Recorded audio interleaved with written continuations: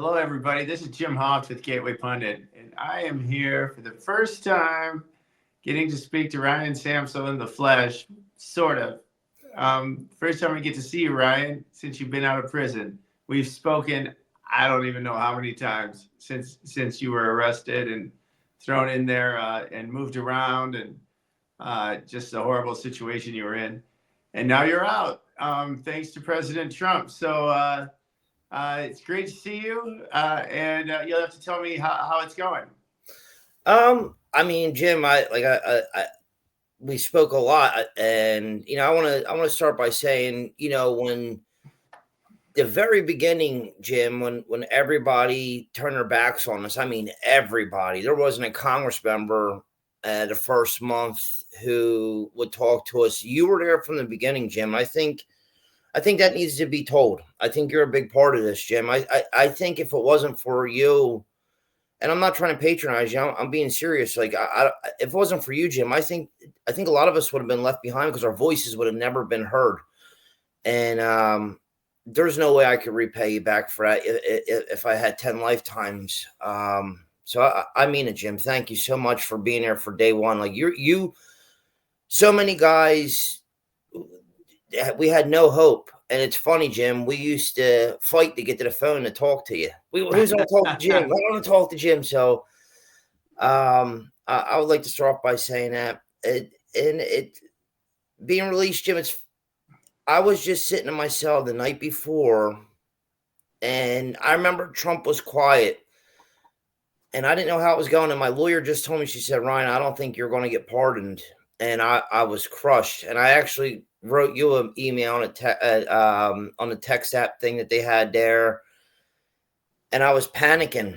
And I wrote my letter as big judge, getting ready to get sentenced. The government, even though the charge carries up to 20 years, they calculated my guidelines completely wrong, and they were seeking a 20-year sentence. So if you Google my name, you'll see the Justice Department was seeking in between 20 to 25 years. So to think about, I'm now staying at a friend's house, looking outside and seeing deer graze through the trees there. It's surreal. There's no language that words can express what I feel right now. I guess this is how people feel that, when they come to near-death experiences and they're granted a second chance at life. I don't want to mess it up. I don't, and I want to make the best of it. And I want to prove the government wrong, Jim. I want to show them that I do belong in society. And I ask any other January 6th or sees this, please know that, President Trump put a lot for us, and we can't prove the government right by saying, you got to know they're going to be on us for every little thing. Jim, they suspended my license, and DMV can't understand why the license is suspended. They want me to get caught driving without a license so they can blow it up. So guys that are listening know, I walked outside yesterday, and the news reporters out there, cops kept driving by.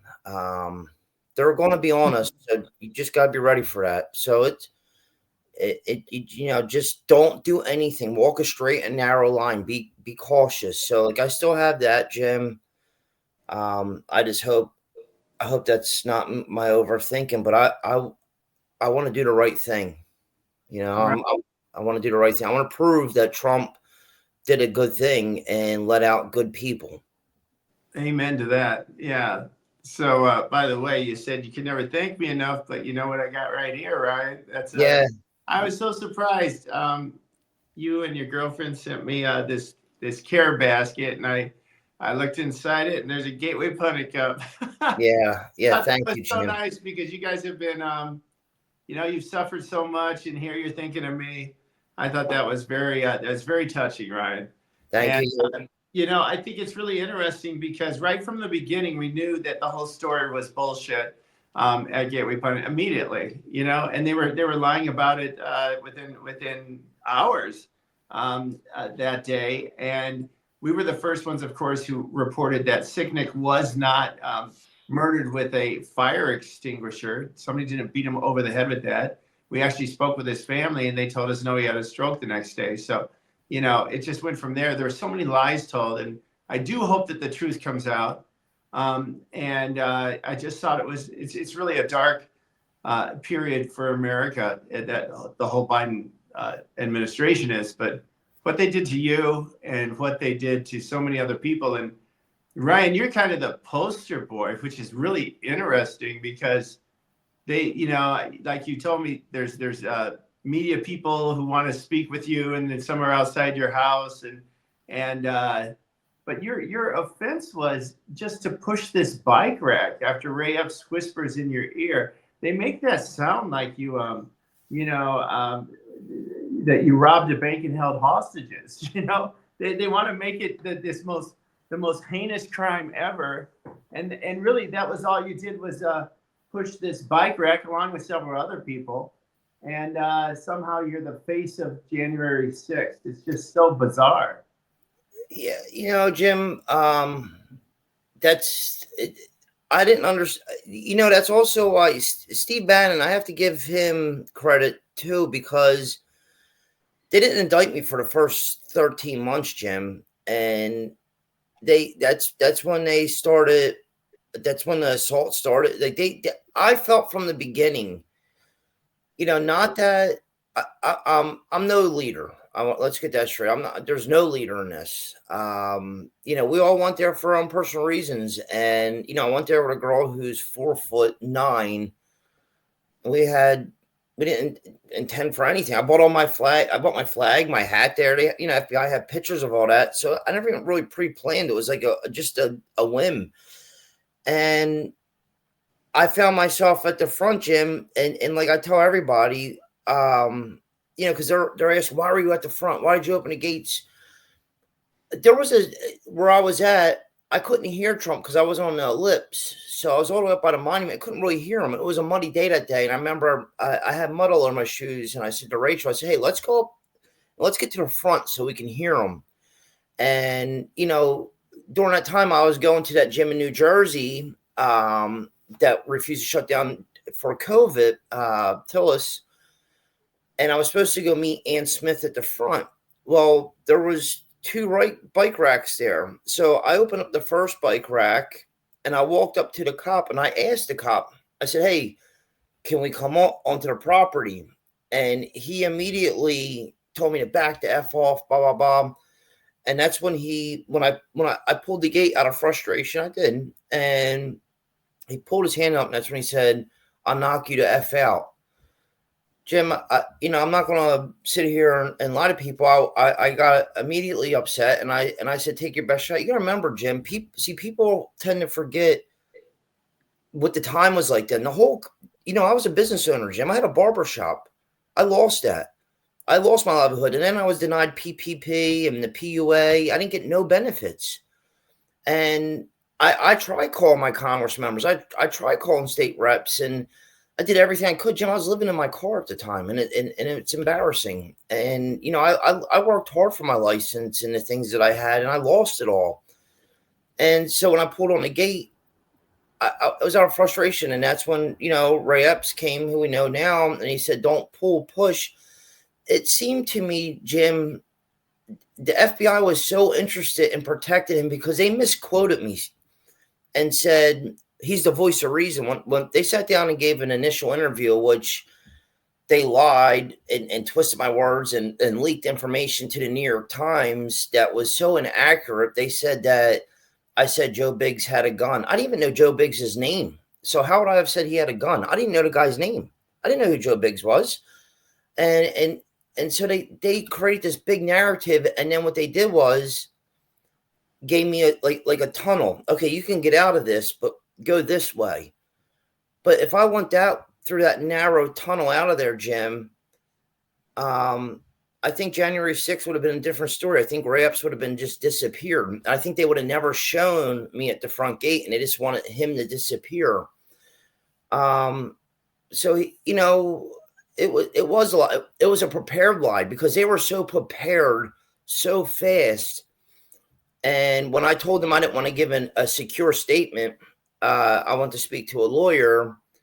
That same night, I was, drugged down to the end of the block, and I was savagely beaten and wasn't taken to the hospital until 2 days later.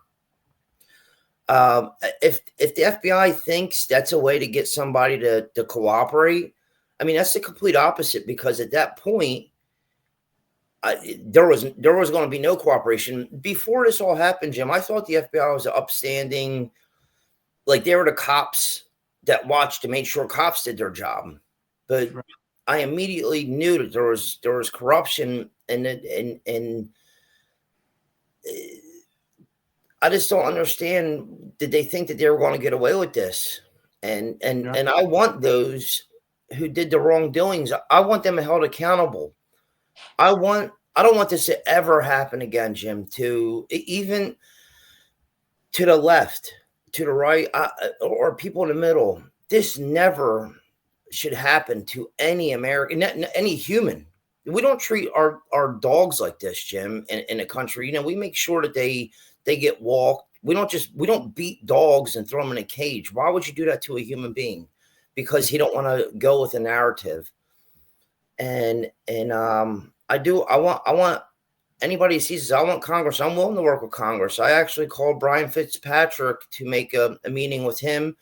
And I'm even willing to reach out with John Fetterman here in Pennsylvania, because I do know that although he's progressively left, that he's willing to work with prison reform. And with that reform has to be truth. We have to seek truth in everything, Jim. And because with truth comes freedom. Amen to that. And I agree with you. My thought about the FBI before January 6th was that these are basically good people. I've heard that before. Maybe some people on the top were corrupt. But after January 6th, it's hard to picture that group. I mean, there was hundreds, if not thousands, of agents who went out and raided homes and abused women and children, scared the hell out of them. A lot of these kids are still having nightmares today. So I don't really have much. I don't have any love for the FBI. I think they're one of the most corrupt groups we have, and I hope Kash Patel can turn it around. They're going to give him hell too when he tries to get in. These deep staters and these rhino Republicans. So I hope he is confirmed, because he's the one who could turn it around. But I agree. So your big crime was pushing around that bike rack, and then they twisted it and said that you had abused a female police officer, but she's testified. Then you had told me this before, that she testified that wasn't true. Yeah. But that was your big crime, and then they held you for how long was it? 3.5 years? 4 years, a week short of 4 years. Oh my God, that's just insane. Yeah, during trial, when she got put on a stand, see, in the very beginning, when she told them that I walked up to her and threatened her. Well, if you look in a video during trial, you could see clearly she was about 7 feet to my right. I didn't even see her. And then when the people to my right who pushed on the gate were never arrested, I became the fall guy. And when I noticed her on the ground, Jim, the reason I ran to pick her up is, in my mind, there was so many people like pushing me from the back and people pushing them. We were. It was designed for that to happen, Jim. It was like hundreds, if not a million people into a cul-de-sac with a bike rack to stop these people. Nobody was going to go through them. There was only one way to go. My goal was to make sure she got picked up and not walked on by mistake by exceeding protesters. I don't think they would have meant to do it, but she would have got walked on. And you could hear me say, "I saved your officer," to another cop. And they asked her, "Do you think why didn't you arrest him right then and there?" And she said during trial, "Well, I didn't think he did anything wrong." And then she dropped her beanie. I handed her beanie back. And when I handed her beanie, I put my hand on her shoulder and said, "Hey, are you okay?" I said, "I was the guy who picked you up." And she said, "Yeah, I'm fine. I was a little like startled, like she got scared, and understandably, she's a female. And I do feel bad that she got knocked over. And people say, "Do I have regrets?" Sure, I have regrets. I have regret. I don't think anybody don't have regrets, but it was just so overplayed, Jim. It was 20 years for pushing a bike rack. I mean, what? Yeah.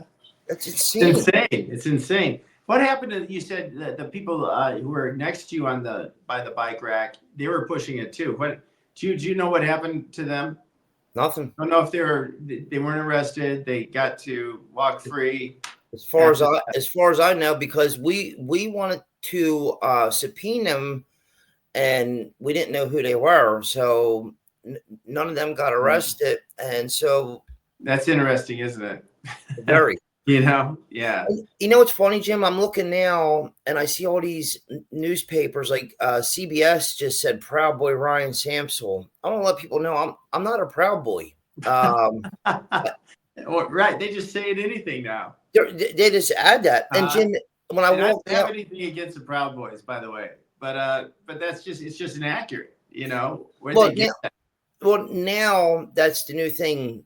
Everybody's a proud boy, and I mean, I seen they did an interview with Stuart Rhodes, and they messed up by calling him a proud boy. They don't even have their facts right, Jim. That's how wrong they are. Yeah. Like, that's why it's so disgusting when I see President Trump. He has a presser, and he had announced the night before that everybody was pardoned or had commuted their sentences, and then he goes into this presser, and these leftist reporters who know nothing about what happened that day, they're just regurgitating what they've read, which is all completely inaccurate, and they're grilling Trump. And it's very unfortunate that Trump doesn't have more conservatives in that room who could set the record straight. So we're hoping to get into that room soon for times like that. These people don't know anything what they're talking about, and they're still saying that the lie about the 5 cops who died that day. And we've heard judges say that. We've heard a lot of politicians say that. I mean, they don't have anything correct on that. And they've never said anything about Roseanne Boylan. They don't know her name. no. If you said her name to them, they just have a blank face. They have no idea that woman was killed that day, along with Ashley Babbitt, and they would have no idea of what happened to you. The cops, and then later on, just abused for several years. It's just horrible. Well, Jim, it's funny because the reporter that when I came out of MDC Brooklyn, and I told her, I said, I wasn't indicted for the first 13 months. She was like, "Oh no, you had to have been." No, I wasn't. 13 months, I was held without an indictment. I was illegally held. You have to hold someone on a criminal complaint. They have 30 days to gather an indictment. Why did it take 13 months, Jim? And then I suffered 2 savage beatings at 2 different prisons. And I learned that the New York Times works with the FBI. The New York, this is one thing I want to bring up. You see, they said, "Oh, Ryan's got warrants out of Pennsylvania. I have warrants out of New Jersey for these." If I had warrants, why did I walk out to prison? That's not true, Jim. These are all lies. I don't have warrants. Right. Wow. So even if President Trump pardoned me, if I had all this parole that they said, if I had this warrant, I would have had to wait there for them to come pick me up. Jim, the warrant the detainer that I had was an unpaid fine for domestic. Like me and an ex-girlfriend got into an argument that I had to pay $50 for when you're disorderly in public. Somehow that turned into a rape charge, Jim. You know how I'm back, like how smeared. Now, when you look up Wikipedia, so I am planning on suing these people because I talked to a lawyer and he looked into my background. He says I have rights to do that, just like they did to President Trump. They use a harsh word like rape. Let me please. Yeah. I want people to know when you look me up that none of that background stuff is true. Not they don't do research and they just go off of what people say and they go with it. And they use Wikipedia too to get their facts, which is a bunch of crap. As you know, I haven't looked up your name, but I know what they do to most conservatives, including Gateway Pundit. And It's not pretty what they say. I looked you up, Jim, and I laughed. Yeah, it's like the worst, and it's garbage. They have us down for fake news for something we said in 2017 that we had up for 5 minutes and then corrected it. And they're saying that we're fake news. These are the same people who lied about Trump for fucking 3 years. Excuse me, and lied about Hunter Biden's laptop for a year and a half. They've still never apologized. They lied about COVID for 2 years. Still have not corrected themselves. So they can go to hell. These people. Yeah. And you know what, Jim? It's funny that my area, Philadelphia, used to be very, very blue. And I've gotten so many calls from people like local mayors, people, in the political world that are, grassroots and newcoming. They called me up and congratulated me for being out. And they text me and said, Ryan, the only reason I didn't write you is I was scared. They were actually afraid to write and afraid to stick up for all the things but I think people now, this pardon, it doesn't set a precedent that people can commit violence and get away with it. It sets a precedent that when justice is wrong, that the people can vote to fix it. And I think Trump not only did that, but it gives people the courage to do the right thing, not to be scared. I also believe, Jim, that my beatings were, hey, if you don't go with us, this is what we can do to you, because there's nobody that's going to hold us accountable. Now they're going to be held accountable, because I'll tell you right now, when Trump was in Arizona, he gave a speech and described my assault. And a week after that, Sidney Powell had reached out to me. Wow. And and her team and Steve Bannon had reached out, and they also they did help me. And I'm grateful to all the people who did have the courage to go to swim against the current, because it was, Jim, and you had to have a lot of patience with us, because look, now that we're out, we need to put amongst us, there were so many little divisions.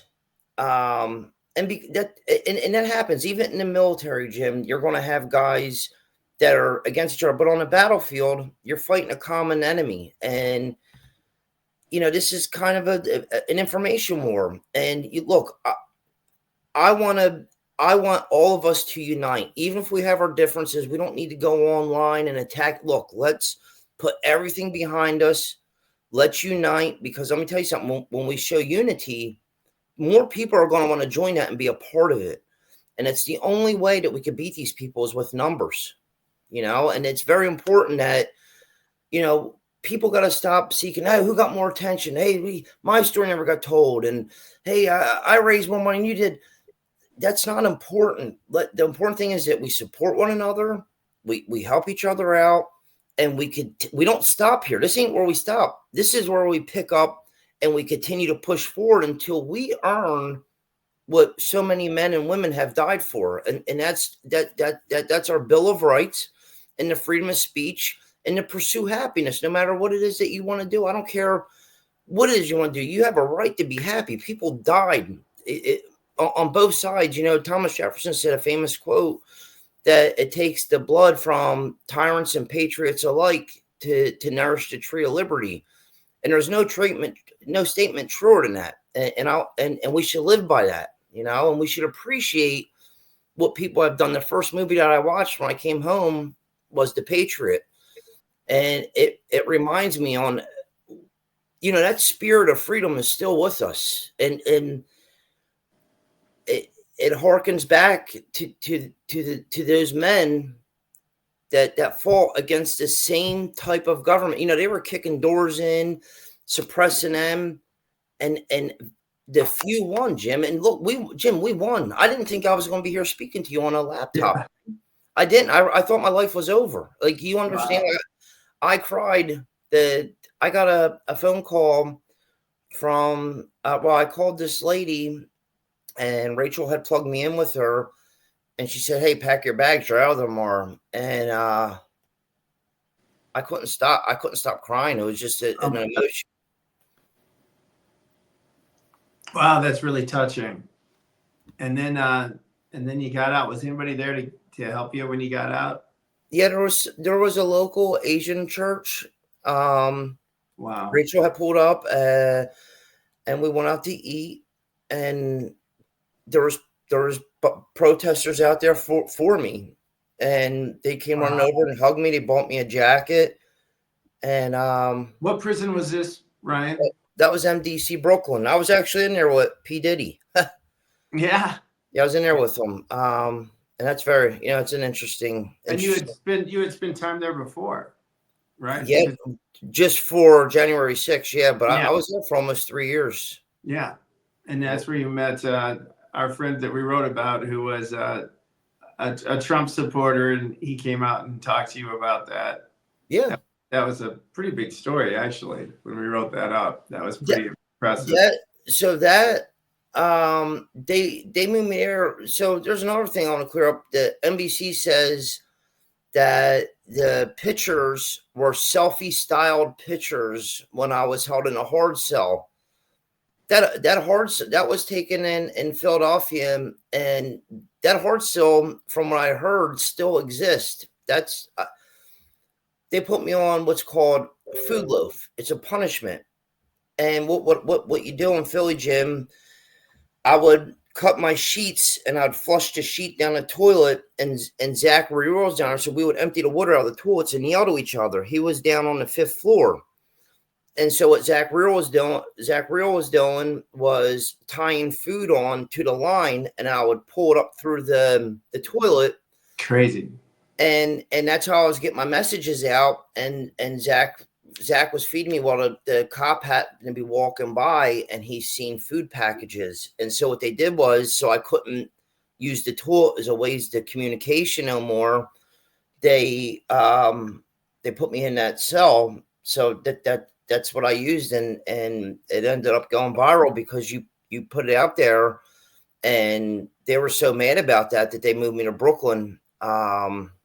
But there needs to be serious change in those prison systems, Jim, because this is the thing. How do you expect to put people in a prison like that, and in those environments? One, how do they fight their case? Two, what kind of mental anguish and issues are you causing people that they're going to go out and victimize somebody? So you got two victims now. You got the person who is the victimizer, and you got the victim, all created by an unjust system. It's just totally broke. There's no way that's going to rehabilitate anybody, and there needs to be some serious change with that. Serious change. And I'm going to do my hardest to work with both parties. John Fetterman, I reached out to his office. I'm expecting a call back on Tuesday, and Brian Fitzpatrick here in Pennsylvania,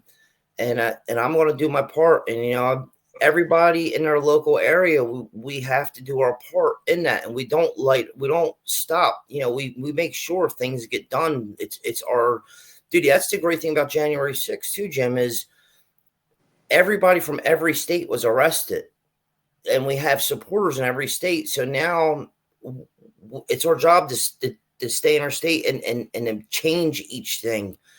Like I said, I'm very blessed that I have a little bit of an outreach now, and that's my goal, is to change it for people, for all people, Right. Good for you. Yeah. I think you opened a lot of people's eyes, you yourself and others, just about how horrible the situation is in some of these prisons. I mean, it's not supposed to be that way.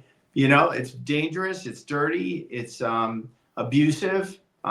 There's a lot of drugs and stuff that pass through. I mean, most people really don't know that that's going on, and I think that's part of the J6 story too. Is just people hearing about the abusiveness in these prisons, that you're having to go through. Well, I'll tell you this, Jim. In the very beginning, in the DC jail, what they used to do is they would handcuff us, and they would yell, "I got a Proud Boy," and people were throwing food at us, spitting on us when we would walk to medical. And when I went back there for court, it totally changed. That the inmates would scream and put their fist up for us. And when I was in New York, you would be surprised. The problem is they don't allow these people to vote because these people on inauguration night, Jim, and I'm talking about, we used to call them the Democrats and the Republicans, the two gangs. And yeah, we would joke around and they would, let me tell you something, Jim, they made sure that nothing happened to me. A lot of them guys, they love Trump, and there was, you should have seen them jumping up and down. It was so mind boggling watching these people cheer because they were so happy that he won. Like, they're so tired. And then I understand now why, because they were seeing the prices out here. Jim, I got out of here. I want these people to help me. They gave me $150-200, and I was able to buy some sweatpants, a sweat outfit, and I spent nearly $60 on a sweat outfit. And I'm like, man, this would have cost me $30 just 4 years ago. So Right. people are tired, Jim. It's just, People, horrible. It was horrible. And then the media, I believe they lied about it. They said that the prices went up 20% when Joe Biden got in. It's like, no, it didn't. Prices at least 50% or 75% or 100% on some items. It's just crazy. But that's the media that continues to lie like that. So, so tell me, what's your plan now then, right? You don't have to go to see any counseling. You don't have to go to probation or anything like that. You're done, right? I'm a free man. I'm a free man, Jim, and it's been a long journey. Right now, I'm staying from house to house. Next week, I'll probably get a motel. I got to work on getting my barber's license back because the governor here in Pennsylvania, I came out to a suspended barber's license and a suspended driver's license without any tickets. So I got to work on those things. So I'm just living right now, going day by day. I was going to ask if that anybody wants to help support me. I could use the help just to get on my feet. But other than that, I mean, you still have your Give Sing Go too. That's out there, correct? Yeah, I kept up. I was going to keep it up for about another week or two and try to get some funds up just so I can get my life straightened back up. And but Jim, I tell you right now, I'd rather be poor out here than comfortable in there. And there's nothing that, don't take your freedom for granted. Nobody, please don't ever take it for granted, because it's the greatest feeling in the world. And I sometimes find myself stuck looking at things, Jim, like going inside the food market and seeing all the colors of a tomato, the watermelon, the apples, the pear. It's so overwhelming. And I don't know even where to start. But I'll figure it out. And I'm going to make the best of this life.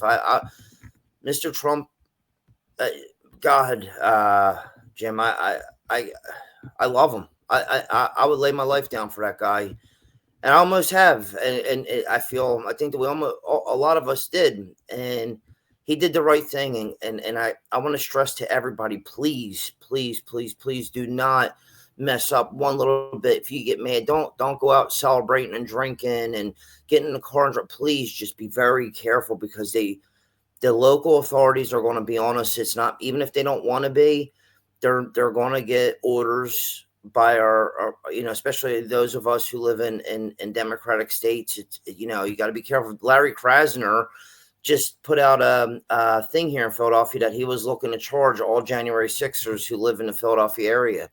Like, what authority would you even have? And if you tell me that's not totalitarianism and that's what the Nazis did, that's exactly what they did. It's give it up. Look, let us live our lives. And I said that on a local news channel that I told them not to publish to after I spoke to the Gateway. Just give it up and learn to work together. I mean, America's made it through worse times than this. We got to learn to work together, and we can have a country where we can afford the things that we want. If we work, we should be able to pay for the simplest things. Nobody should have to struggle. Amen to that. Yeah. I do have to. The only thing is, I never, through all that time, Jim, I never got the medical. and now I got a golf ball size cyst that I got to go get surgery on. But you know what? I can get the medical I deserve now, and I got life back. And I'm so happy. I want to thank Steve Bannon. I want to thank Cindy Powell. I want to thank you. I want to thank all your support, all the supporters, everybody who read Gateway and stuck with us. And for us, the knucklehead Jan Sixers who want to argue with each other, we got to stop that. Come on, guys. We won this. We won this war. We've been through some battles and we won, Jim. We won a war that I didn't think we were going to win, and we stayed tough and we won. Amen to that. Yeah, thank God. Oh, and I gotta thank Jake Lang. He sent me a message, and he sent me a couple of dollars for the hotel I was staying in. So I want to thank Jake Lang. He's a character. Right. That's great. Well, Ryan, that it's so great to catch up with you, and then to see you face to face the first time, and please stay in touch. We'll put something up later today, okay? And of course, Jim. Listen, I love you, dude. And every so often, I will keep in touch. And if anybody wants to follow me, you can follow me on X. It's Ryan Samsel. I mean, if you want to follow and stay in touch with each other, I'm open to that and would like to. So thank you, Jim. All right. Good to see you. Glad you're out. Thank you, Jim. God bless you. Yeah, God bless you, Ryan. We'll talk soon. Bye-bye.